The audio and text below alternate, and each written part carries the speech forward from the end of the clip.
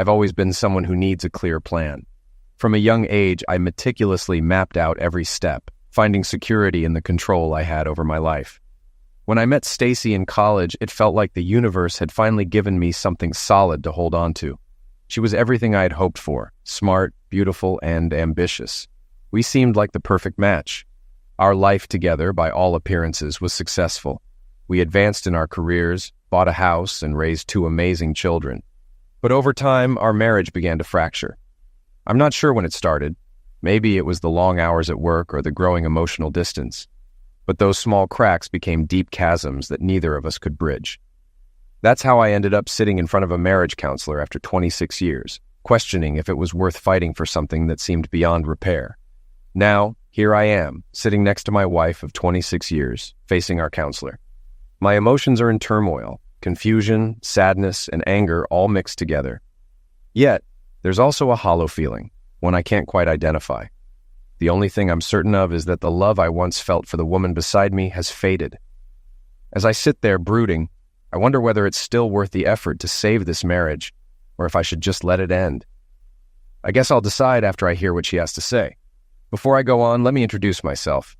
My name is Todd Smith. I'm 50 years old, married to Stacy for 26 years, and we have two wonderful children, Mike and Terry. Mike is a freshman at a small private university, studying engineering on a baseball scholarship. Terry, our older child, is a sophomore at the University of North Carolina, pursuing a pharmacy degree. Stacy and I couldn't be prouder of them.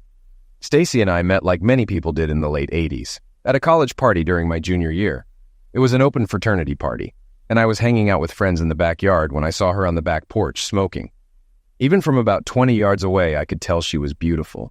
Long brown hair, a slim, athletic figure. But what really drew me in were her eyes. Even from that distance, her blue eyes were captivating, like the deep waters of an endless ocean. My friends kept talking to me, but I couldn't take my eyes off her. I must have looked like a fool, standing there in a trance. Finally, after a few minutes, my best friend Sean asked, "Are you going to talk to her, or just watch her all night?" His words snapped me out of it, and I prepared to make my move. But before I could, she smiled at me, then turned and went back to the party. Sean urged me to go get her number before it was too late, and I realized I had to act fast. I spent the next 15 minutes searching through the crowd until I finally saw her getting into a car with some friends, ready to leave.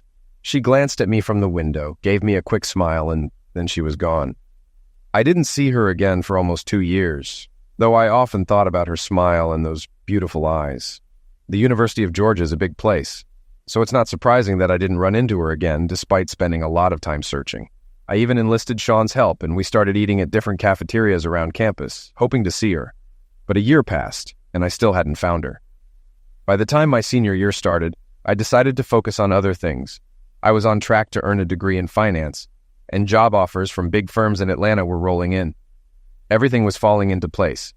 Then one day, as I was sitting at a traffic light, I saw her again, sitting at a table about 200 yards away, smoking a cigarette. I wasn't sure it was her at first, but when the light turned green and I didn't move, the cars behind me started honking. She turned to see what was happening, and that gave me a good look at her face.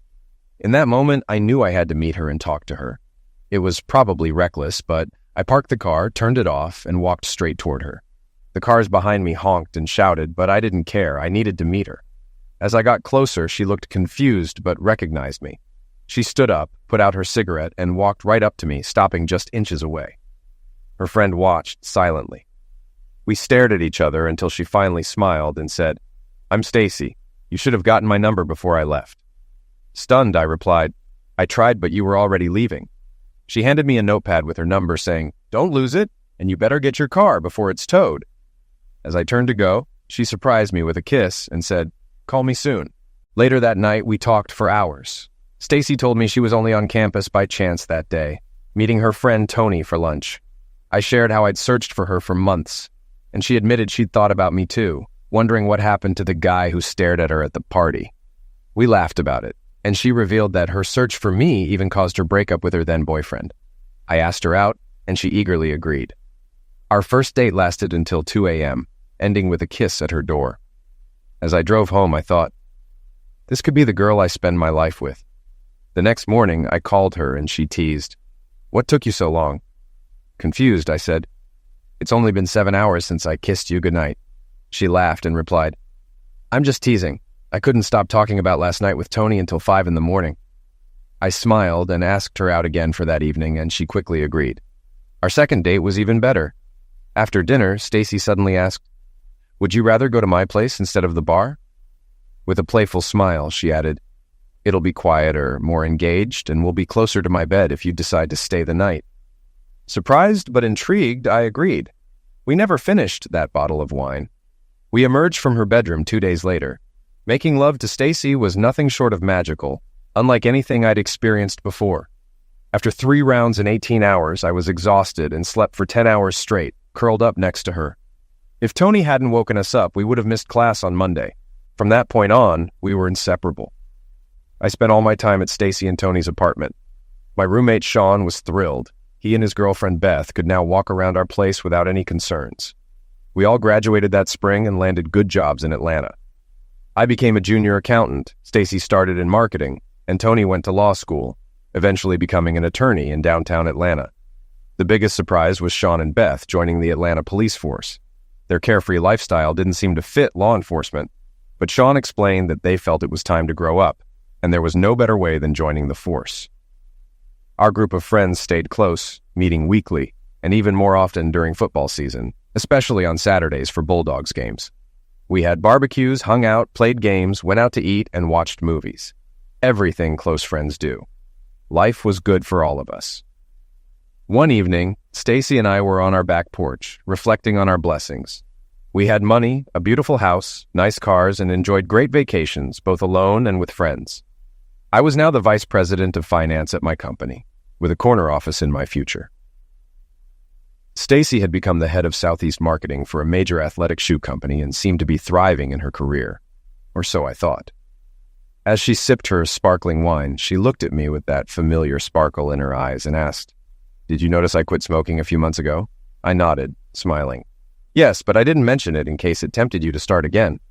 She smiled back, but then her expression turned serious. "That's not the only thing I've stopped."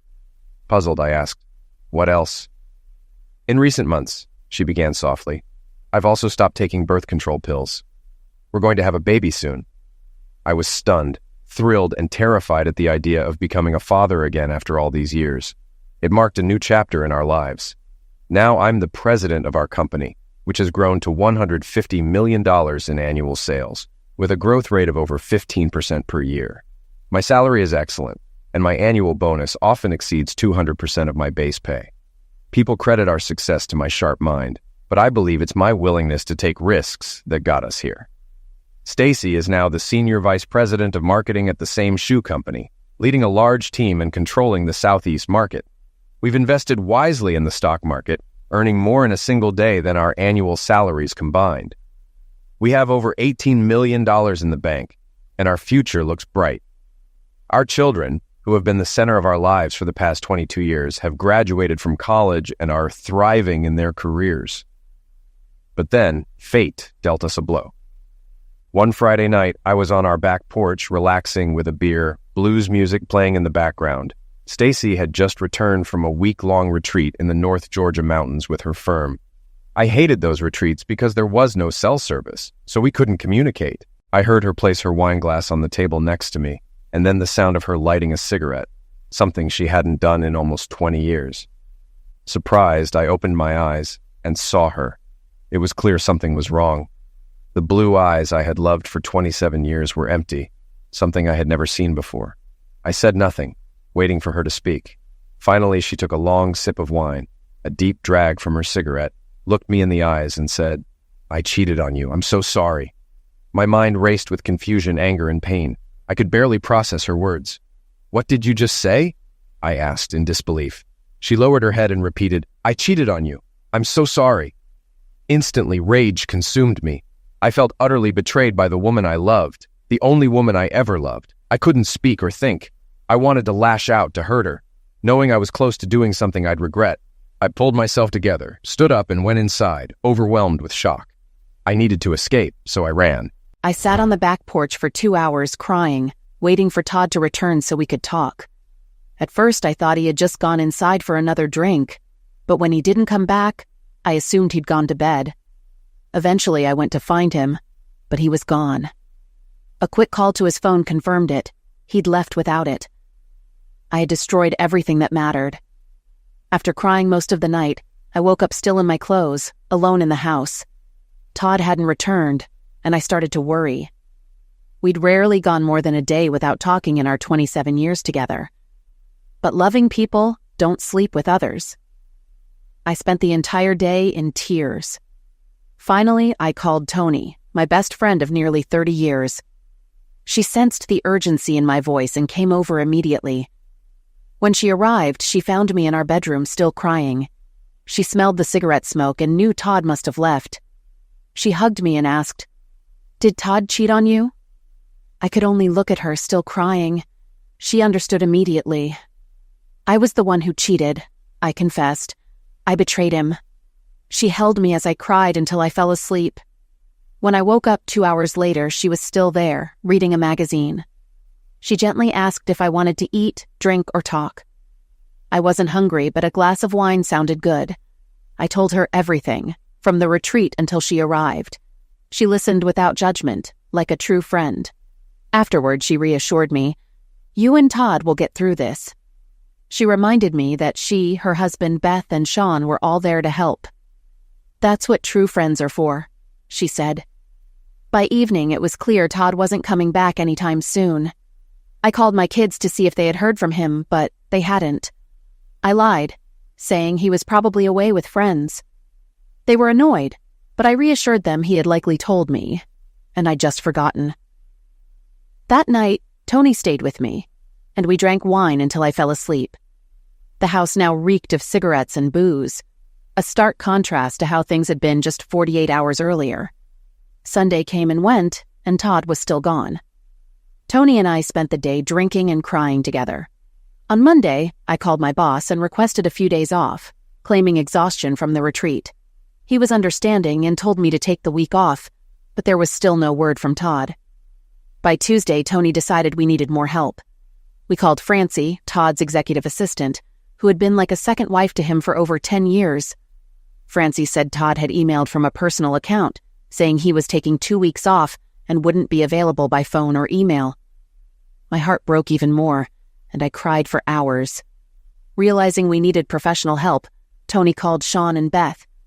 They came over, listened to my story, and asked for details, their police instincts kicking in. I begged them for help, and without hesitation, Sean said, "I'll find Todd." Beth looked at me and vowed, "If it's the last thing I do, I'll ruin Peter's life." I ended up in Key West, Florida without knowing why. I'd never been there and I didn't know anyone in South Florida. I just drove south until I couldn't go any further. I found a cheap hotel near the beach, paid for 2 weeks in cash, and isolated myself. I didn't want Stacy to find me and needed time to think. To avoid being tracked, I used only cash and emailed Francie from the hotel's computer saying I was taking a 2-week vacation. I needed this time to figure out my life after Stacy's shocking confession. Being alone with my thoughts was torture. Every nightmare about Stacy and her lover haunted me. Was he better than me? Did our friends know and laugh behind my back? These thoughts consumed me, so I tried to stay drunk as much as possible. I kept asking why. Why did this happen? But I couldn't face the answers. In Key West, you can stay drunk, and no one cares. Even at 9 a.m., people ignored me. I wore the same clothes every day and let my beard grow unkempt. After a few days, I no longer saw the president of a multi-million-dollar company in the mirror. I saw a stranger, a depressed, angry, stinking drunk wandering the streets of Key West. How far I had fallen. Finding Todd was harder than expected. He had vanished without a trace. Beth and I pulled out all the stops trying to trace his credit and bank cards, but they hadn't been used. Cameras showed him heading south on I-85, but once the DOT cameras ended, so did Todd's trail. We figured he was in South Georgia or Florida, but tracking a black BMW in that area was nearly impossible. It's too common. As a last resort, I called a friend at the Florida Highway Patrol and requested a bolo on Todd as a person of interest. With my captain's help, this was the closest we could get to using official resources to find him. Meanwhile, Beth focused on Peter, knowing everything about him within hours. She took his phone, which Stacy had grabbed in a panic, and planned to hack it. When Tony reminded her this wasn't legal, Beth insisted, "I think she was pilled. She's a sufferer." That ended the discussion. Beth was out for revenge, convinced Stacy was innocent. Beth cracked Peter's phone in 4 minutes. His password was his birthday in reverse. She matched numbers from his phone with the Atlanta police database and found a lead. The name AK was linked to a known ecstasy and Rohypnol dealer. Beth was determined to make Peter pay. She enlisted 2 friends from the force, and they began tailing Peter and AK, bending the law. On the first night, they caught Peter buying pills from AK at a club. Beth and her friends lured him in, pretending to be interested. While dancing, Peter slipped something into Beth's drink, and I caught it on video. I signaled and they arrested him, breaking his nose in the process. Beth's vow was fulfilled, but now I had to find Todd before he made a decision that could ruin his, Stacy's, and their children's lives. Making friends is easy when you don't care. Within a week, I knew more people in Key West than I did in Atlanta. I became a regular at the bars, but despite the familiarity, I still felt broken and lost. I knew I couldn't keep running from my problems forever, but I didn't know what to do next. Then I met Kitty. One night, as I sat at the bar, drinking and wallowing in self-pity, she sat next to me. She introduced herself as Kitty, and my first thought was, who names their child Kitty? She was 23, short, blonde, and bubbly, with a sweet smile and braless confidence.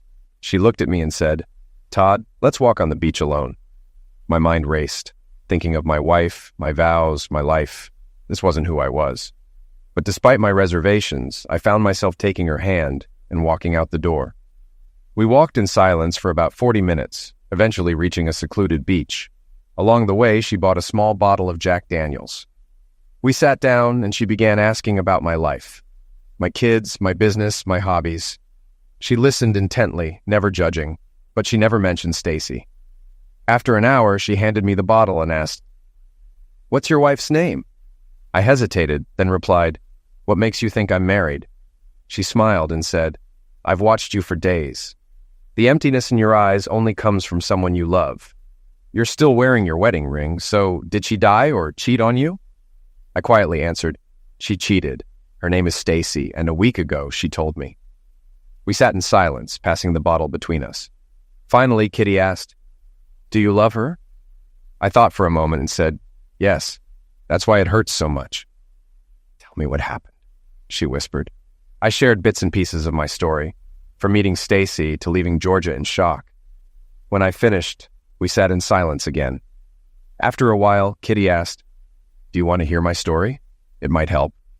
Curious, I replied, "Sure. I have all night and maybe the rest of my life."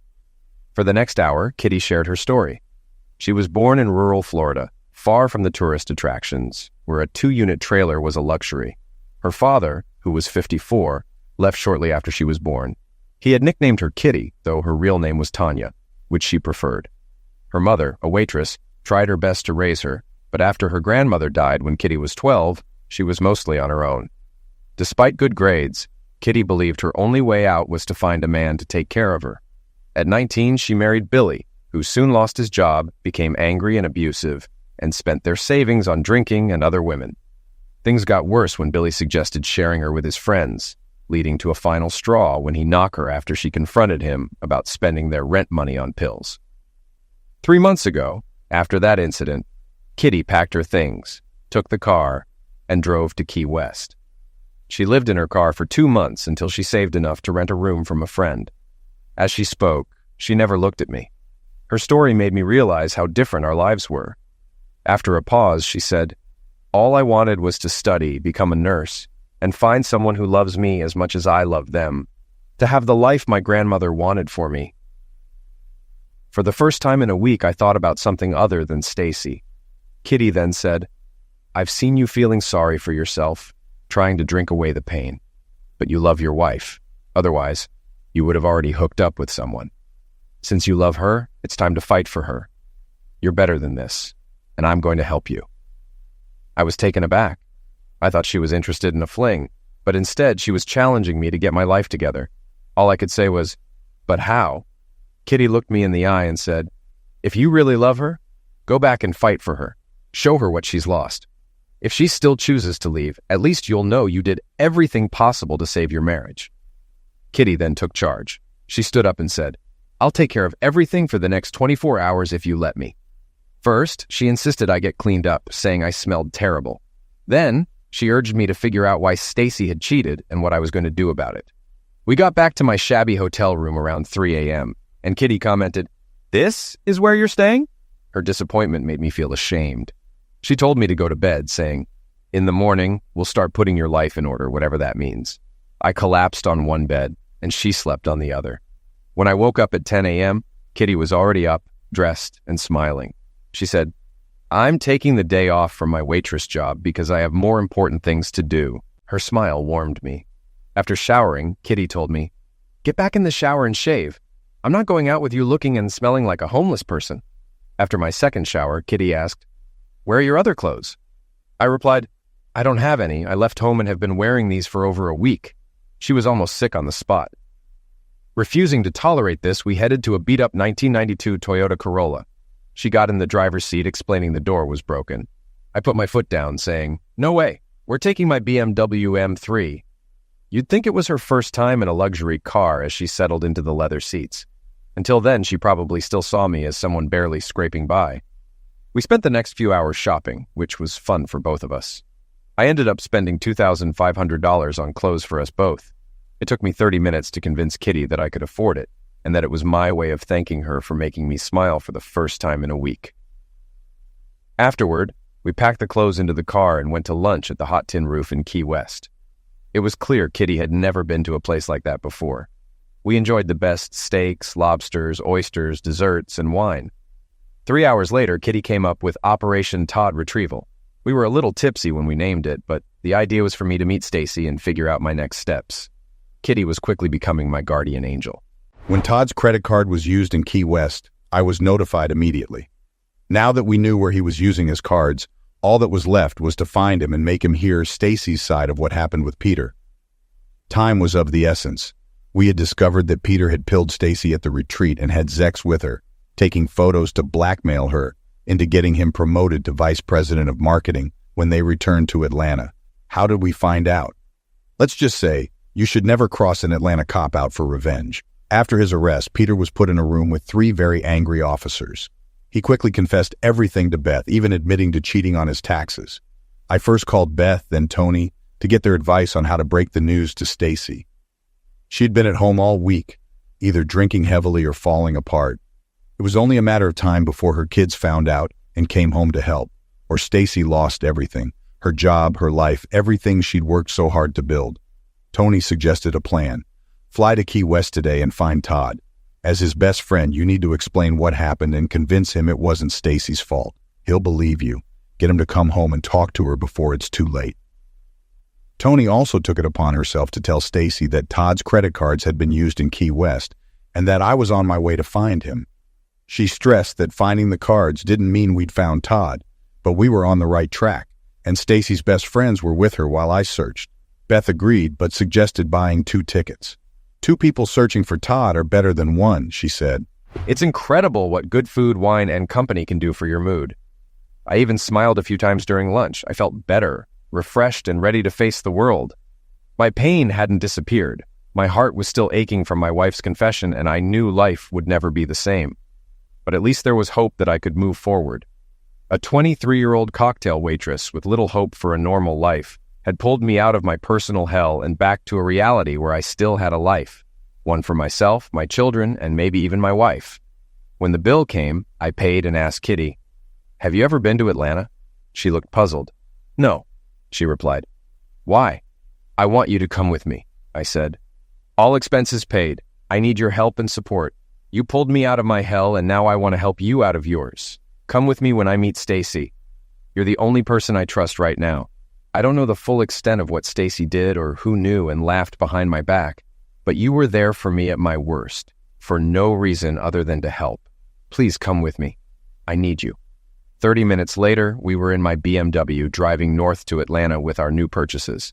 In Homestead, I withdrew $350 from an ATM and called my best friend Sean from a payphone, letting him know I was alive and on my way to Atlanta, expecting to arrive in 2 days. I left a voicemail and also called Beth. I thought about calling Stacy or Tony, but I wasn't ready for that yet. By 9 p.m., we stopped at a hotel for the night, exhausted from shopping, wine, and driving.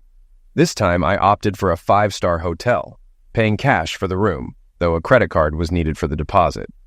Kitty used hers to secure the room, as I was still worried about being tracked. I wasn't ready to be found. I was still grieving and felt safer in my anonymity. When we landed in Key West, I turned on my phone as we taxied. There was one missed call from an unknown number. It was Todd. He said he was calling from a payphone and was on his way back to Atlanta, expecting to be there in 2 days. Saying I was relieved is an understatement. I tried calling back but ended up speaking to a couple from Omaha who had answered the ringing payphone outside a diner. Beth got a similar message from Todd, asking us to let everyone know he was coming home. She quickly called Stacy and Tony to share the news. I could almost hear Stacy's sigh of relief, knowing Todd was alive and heading home, giving her a chance to face him and ask for forgiveness.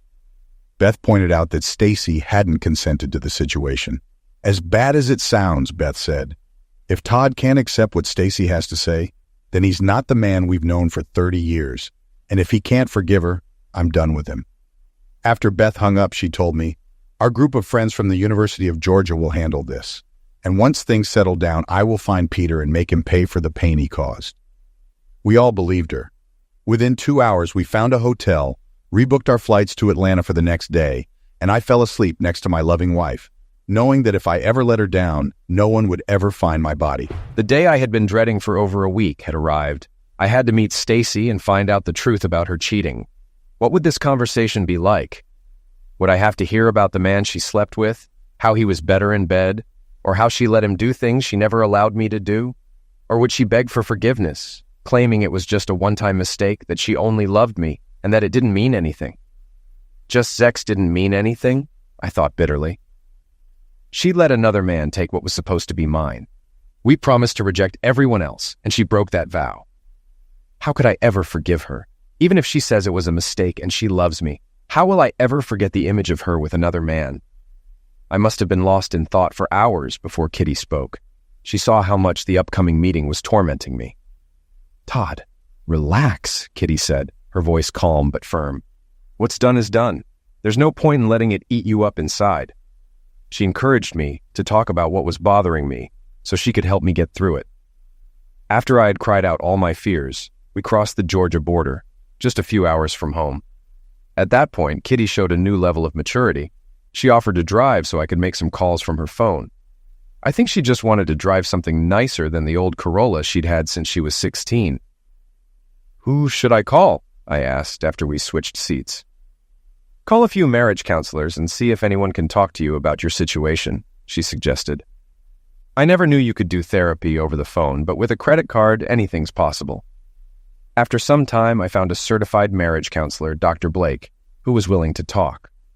At first, she insisted, you need to come to my office. But when I explained my situation, she agreed, and I had my first therapy session.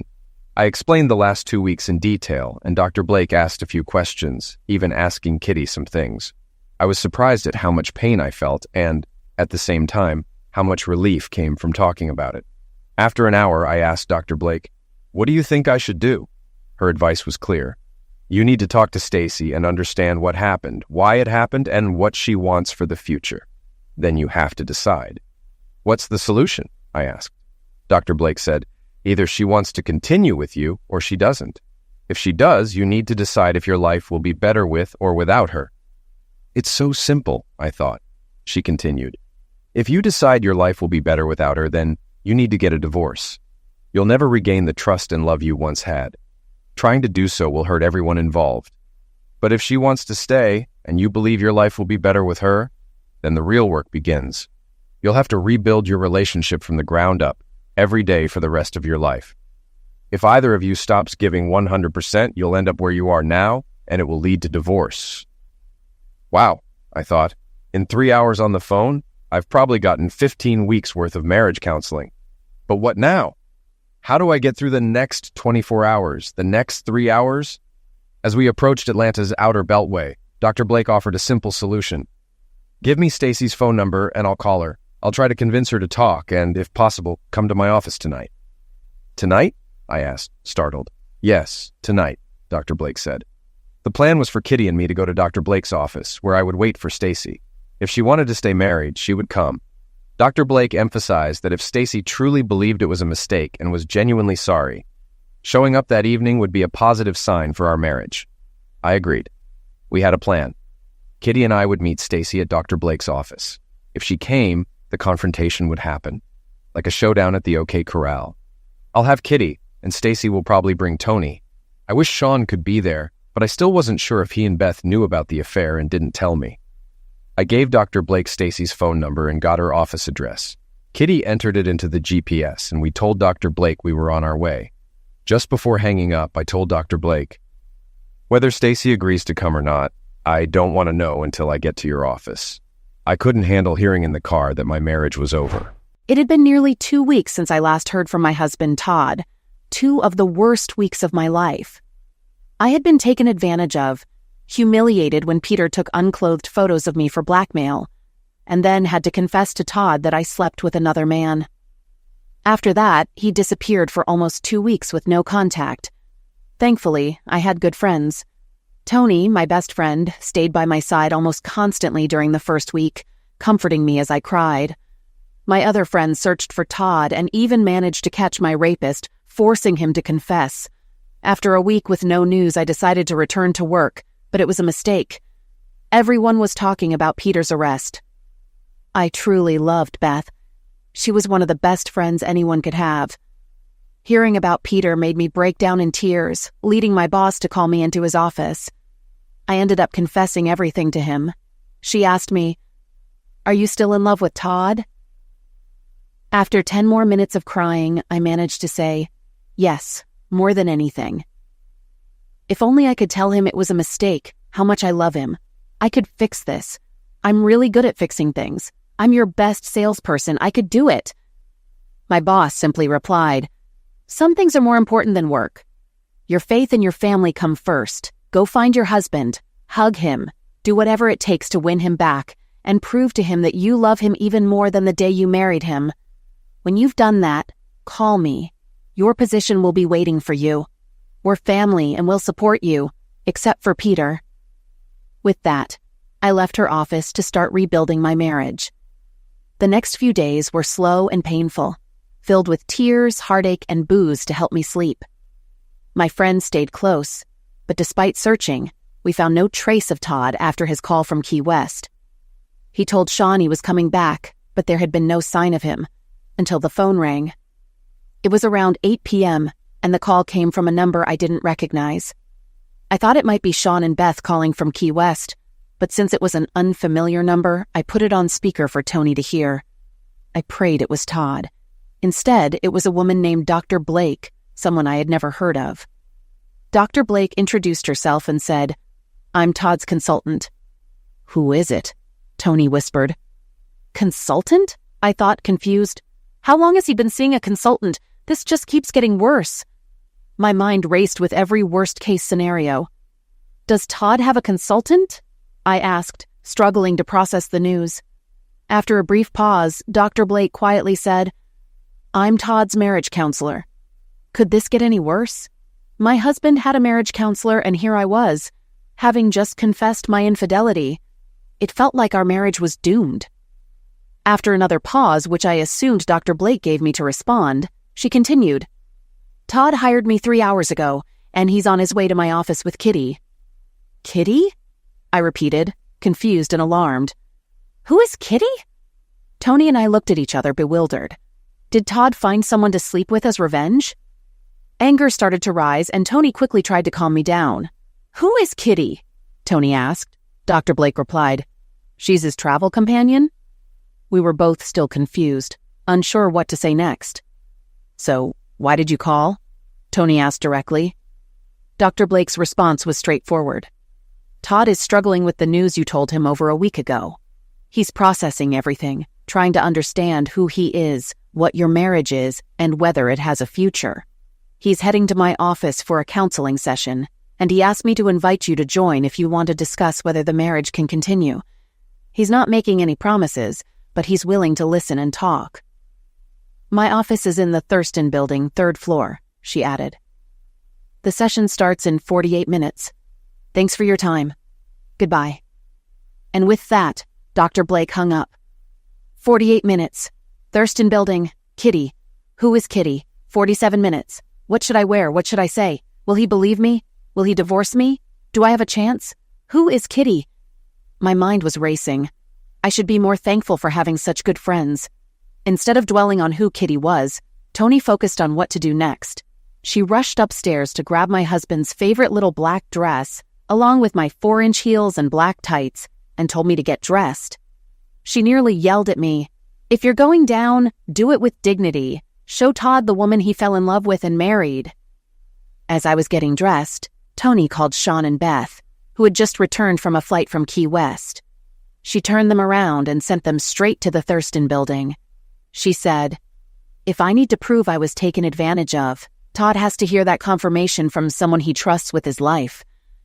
And that someone was Sean. Tony then grabbed me and shoved me into the car, telling me to start putting on my makeup.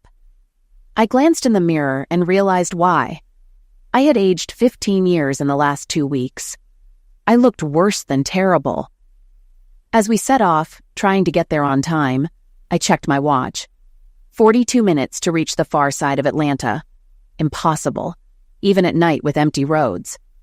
I don't know how, but about 3 miles out, an Atlanta police car began following us. I heard Tony whisper, "Damn, there's a good chance of making it in 38 minutes?" I started crying when the phone rang, and Tony put it on speaker. It was Beth. She simply said, "Follow the car with the blue lights and don't stop for anything. I love you." And in an instant, a car with blue lights turned on its flashers and sped past us as if we were standing still. Once on the highway, we were doing just over 105 miles per hour. Tony could barely hold on. As we neared the Thurston building, our blue light turned off. Its lights slowed down and we passed it, pulling into the parking lot. We arrived a few minutes before the scheduled time. I rushed into the building, waited 10 seconds for the elevator, then decided to take the stairs with Tony following.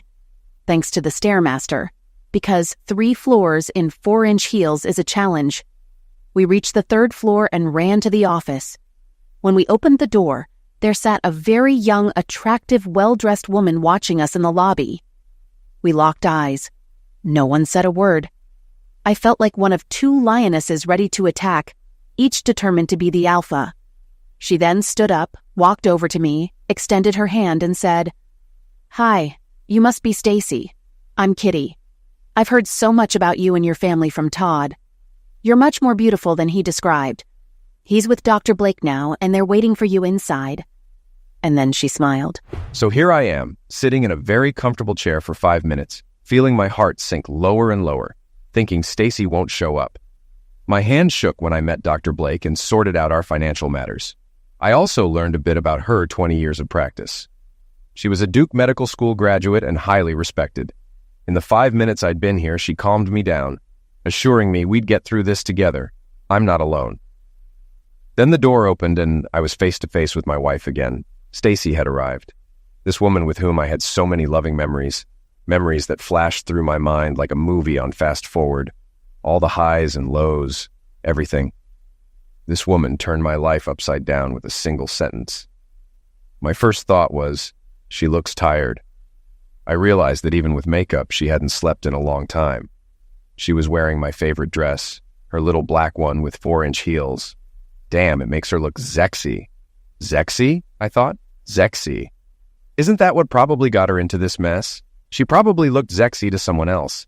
And that's how her affair started. Think. Think about what Dr. Blake just said. Think. Stop letting your imagination run wild. Listen first, I reminded myself. My thoughts were tearing me apart. Shut your damn mouth and just listen to her. Stacy came to hug me and talk, but I held out my hand to stop her. I wasn't in the mood to touch her. I was still very angry, and until I heard why she betrayed me, us, our family, I didn't want her to touch me. She started crying and then sat down across from me. I looked at her, then at Dr. Blake, and wondered, is this the end? Dr. Blake spoke first. She introduced herself to Stacy and briefly discussed her experience in clinical psychology. Then she looked Stacy straight in the eyes, those same deep blue eyes I fell in love with years ago, and asked, "Can you tell Todd exactly what happened so he can understand and process it? Finish by telling Todd whether you truly want the marriage to continue or if you think it's a waste of time." I thought, damn, this is it. He doesn't want to touch me. He doesn't want me. Well, if he doesn't want me after this, at least I can say I did everything I could. He was and still is my whole world. I looked him straight in the eye, just like the first time I saw him on the porch at that student party, and quietly said, I was pilled with something and taken advantage of at the retreat by Peter. He tried to make me believe we were having an affair, and he took unclothed photos of me to blackmail me. He was arrested, sent to prison, and confessed to everything. Beth and Sean should be here in a few minutes to confirm the story. That's the whole truth. And finally, who the hell is Kitty? I didn't think I could be more emotional than I had been over the last 2 weeks. I was wrong. My emotions were all over the place, from one extreme to the other. This situation pushed me straight to a 10. Confusion, anger, hatred. The hatred wasn't for Stacy, but for Peter, and a lot of self-hatred. I tried to speak, but I couldn't. My mouth opened, but no words came out. I collapsed and started to cry, curling up on the floor. I couldn't take it. I cried at my wife's feet. All I could think was that I had failed her. I wasn't there to protect her. I didn't know how to respond. My husband, my support, my lover, my life. He had spoken just 2 words to me over the last 3 weeks, and now he was curled up on the floor, crying uncontrollably. I didn't know how to respond. Which emotion was strongest within me? Was it anger? Was it disgust? Was it sympathy? Was it hatred? Was it love? This was the man I had loved for most of my life, and I had no idea how he felt. All I knew was that he was crying. I glanced at Dr. Blake, and she was staring at me with her mouth wide open. I don't think she anticipated this outcome. The doors swung open. Tony and Kitty came in to see what all the commotion was about. They just looked at me and at Todd, lying on the floor crying. A few seconds later, Sean and Beth walked in and just stood there with their mouths open, wondering what they had missed. I really didn't know what to do. It felt like we had been standing there for hours, but it had only been seconds. Kitty looked at me and asked, "What did you say to Todd?" I told her, I just told him that during my retreat, I was pilled and taken advantage of. With a trusting look in her eyes, this woman, whom I had never met and who was likely younger than my daughter, asked me, "May I handle this?" Confused by the situation and unsure if she was my husband's new mistress, I didn't know how to respond, so I just nodded. Okay. Kitty slowly knelt down and hugged Todd. She whispered to him, "Listen, stupid. She loved you all this time. Like I already told you, there's a good reason this happened, and it had nothing to do with you." Todd looked at her, and for the first time in 2 weeks, I heard my husband's voice. But my job was to protect her. I failed her.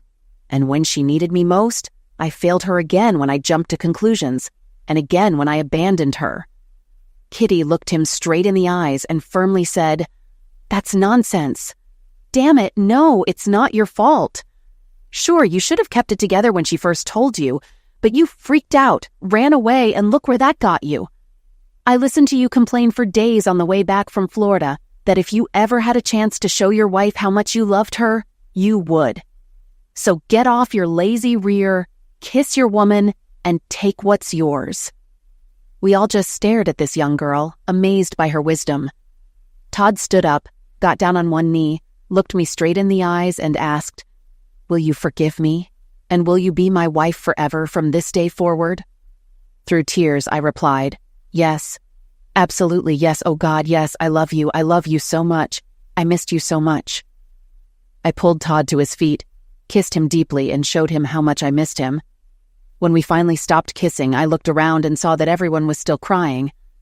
Sean grabbed Todd and gave him a bear hug. Tony and Beth grabbed me and hugged me as hard as they could. I looked at Dr. Blake, who was wiping her eyes, and she said, "On one hand, my work here is done. However, on the other hand, I think we should start meeting at least twice a week. Sooner or later, it will strike you. You both will have many ups and downs, but I'm sure that in the end, you'll come out of this stronger and more in love." With that, I turned and looked at Kitty. I pulled her into my arms, not knowing who she was, but it was clear she had not only saved my husband, but also my marriage. After letting her go, I looked at Todd, hoping he would explain. All he said was, "Stacy, please let me introduce you to Tanya. In her previous life, she was known as Kitty. I know it's a lot to ask, but she needs our help." When we eventually left Dr. Blake's office and went home, Tanya naturally came with us. This gave her the chance to officially meet Stacy and our friends. We all sat down and talked for a while. Stacy started, and her friends helped fill in the gaps. There were many moments when we couldn't hold back our emotions. Tanya and I went last and shared what had happened since I left the house. After everything was said and done, Stacy and her friends thanked Tanya for saving our marriage and practically begged her to stay in Atlanta permanently. It was Stacy who suggested Tanya move into the apartment above our garage so she could get her life in order and start pursuing her dreams. After everyone left, Stacy and I sat drinking wine and talking until morning. It was a long conversation that should have happened over a week ago. Tanya moved into the apartment above our garage. I asked her about her belongings in Florida, and she said the only important things she had were the new clothes still in the BMW. After learning about her past, Tony agreed to be her lawyer. Even though Tanya wanted nothing from the divorce, Tony made Billy pay dearly for striking her. Tanya's next challenge was returning to school. She studied hard, passed her exams, and got accepted into the prestigious Emory School of Nursing. Since it was going to be very expensive, Stacy and I offered to help with the costs and let her stay in the apartment for free until she graduated a few years later. Terry and Mike eventually found out there was a problem between Stacy and me. This came to light just before Thanksgiving when they came home and discovered Tanya living in the garage apartment. Eventually, Stacy sat them down and explained everything. She told our children that if Tanya hadn't pulled me out of my depression, I probably would have drunk myself to pass away in Key West. And for that, she owed her a great deal. It was a little awkward at first, but after a few hours, you would have thought Terry, Mike, and Tanya were siblings. Terry graduated from UNC and became a pharmacist. Mike tried his hand at AAA baseball for 2 years before taking an engineering job at a small consulting firm in Marietta. Tanya graduated from Emory with her nursing degree shortly after having her children and went to work at one of the top hospitals in Atlanta, thanks to a recommendation from her close friend, Dr. Blake. I was fortunate enough to walk both Terry and Tanya down the aisle at their weddings. As for Stacy and me, we did go through some tough times. No one can go through the kind of trauma we did without it impacting the marriage. We saw Dr. Blake for over a year. As you can imagine, there were some very unpleasant moments during that time. There was often silence, sometimes accusations, and, of course, there were fights. We made up a lot, and the sex was amazing, but it was far from easy. However, about a year later, I came home one day and noticed Stacy was no longer smoking and wasn't drinking wine on the back porch. I took it as a sign that things were getting back to normal. She no longer had nightmares, and I was fully committed every day to making our future successful. As for Peter, he eventually received parole and was released from prison several years later. Stacy was initially worried, so I suggested she see Dr. Blake on her own for a while. I was really concerned that the nightmares would return, that Stacy would start smoking again, and that everything we had worked for would fall apart. Then he just disappeared. This made Stacy even more anxious, until Beth asked to speak with her privately. Right after their conversation, Stacy felt much better. Later that evening, I asked Stacy what Beth had said. Stacy told me that Beth simply smiled at her and said, "Don't worry about him, honey. I don't think the body will ever be found."